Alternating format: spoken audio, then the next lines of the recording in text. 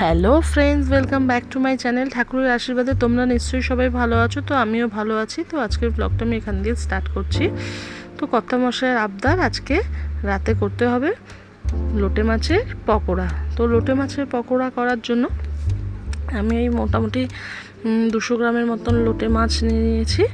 তো এবার আমি মাছে দিয়ে দিচ্ছি নুন পরিমাণ মতন, যে যেরকম নুন খাও সে সেরকম পরিমাণ নুন দেবে।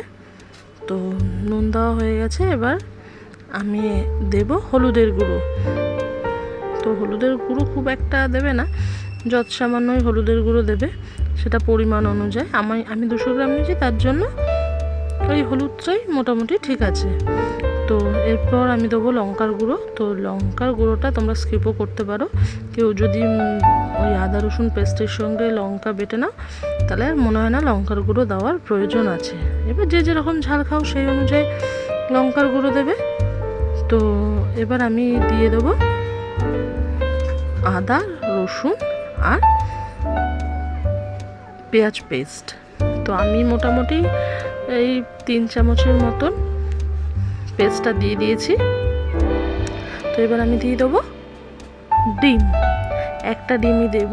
তো ডিমটা দিলে কী হয় বলো তো, পকোড়াগুলো ভালো ফোলে, এই জন্য আমি ডিমটা দিচ্ছি। ডিম তোমরা না চাইলে নাও দিতে পারো, সেটা তোমাদের ইচ্ছে, কিন্তু ডিমটা দিলে যেহেতু ফোলে তার জন্য আমি দিয়েছি।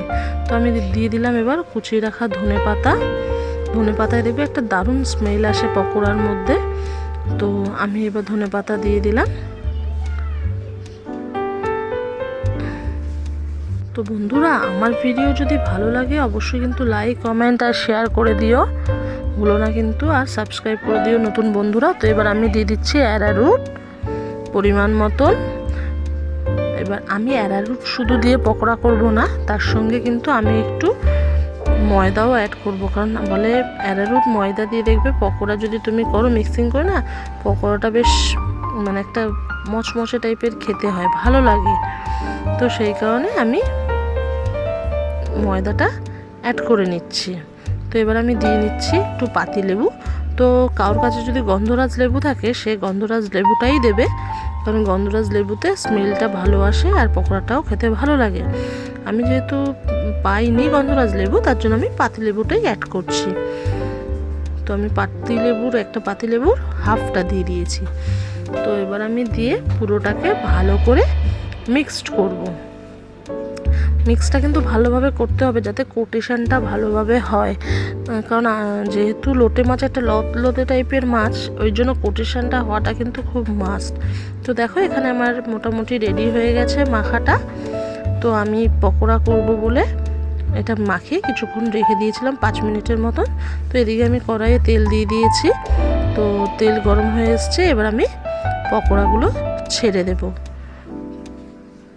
তো আমি জানি লোটে মাছের পকোড়া কিন্তু দেখবে সহসা সব দোকানে পাওয়া যায় না, খুব কম দোকানেই বিক্রি হয়।